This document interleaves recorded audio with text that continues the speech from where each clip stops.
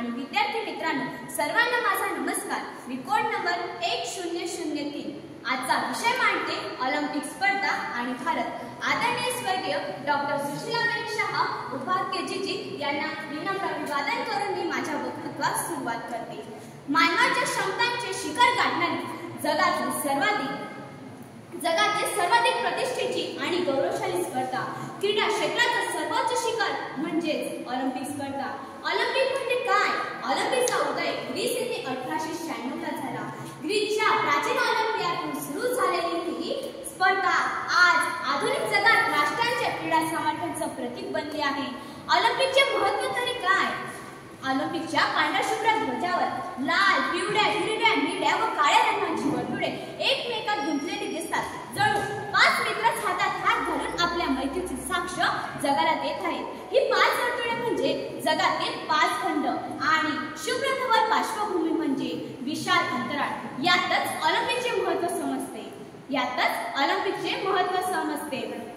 Olympic ही एक राष्ट्रांना एकत्र आणणारी, बंधुत्व निर्माण करणारी राष्ट्रीय वैश्विक चळवळ आहे। तर मित्रांनो, भारत आणि ऑलिम्पिकचे संबंध कसे जुळले?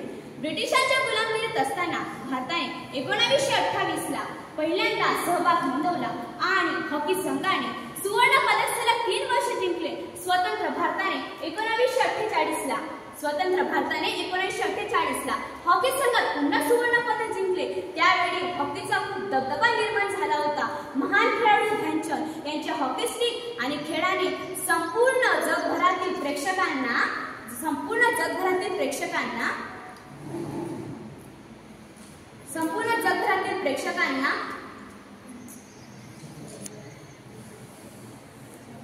त्यांची नजर स्वतःकडे वळवली। तर मित्रांनो, ऑलिम्पिकचे पुढच्या काळात वर्चस्व कमी झाले, परंतु त्याच वेळी नवीन खेळ नवे तारे उदयास आले।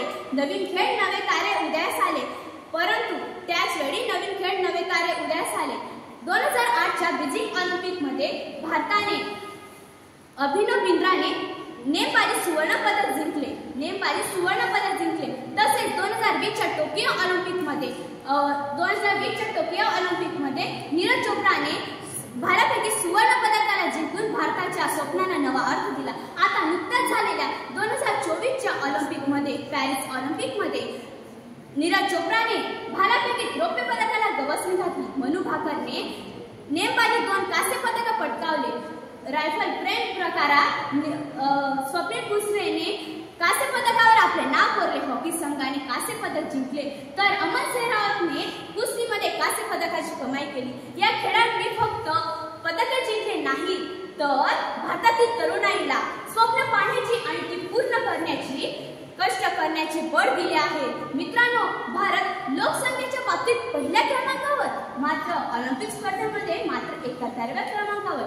140 कोटींचा भारत देश मात्र ऑलिम्पिक स्पर्धेमध्ये इतर देशांच्या तुलनेत मागे का? तर मित्रांनो, हा प्रश्न केवळ आकड्यांचा नाही, तर आपल्या सामाजिक, सांस्कृतिक आणि प्रशिक्षणाच्या बाबतीचा विचार करण्यासारखा आहे। तर मित्रांनो, आपल्या समाजात खेळ फक्त विरंगुळा मानला जातो। क्रिकेट सारखा अपवाद वगळता इतर खेळांकडे दुर्लक्ष केले जाते। आपल्या पालकांपासून ते शिक्षकांपर्यंत सर्वांचा भर हा शैक्षणिक यशावर असतो आणि खेळाला गौण मानले जाते।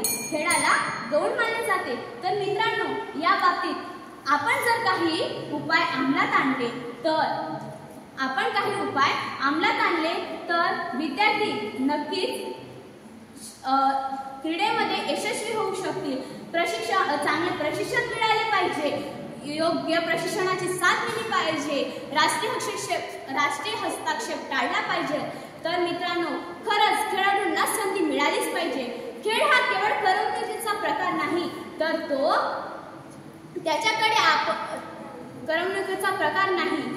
त्याच्याकडे सन्मान म्हणून आपण पाहायला हवे। तर मित्रांनो, आपण भारताला ऑलिम्पिक स्पर्धेमध्ये एक अढळ स्थान मिळवून देऊया, जिथे ऑलिम्पिक पदक स्वप्न नसतील तर वास्तव होतील। ऑलिम्पिकची शपथच सांगते, महत्त्व फक्त विजयामध्ये नाही, तर सहभागी होण्यात आहे। धन्यवाद।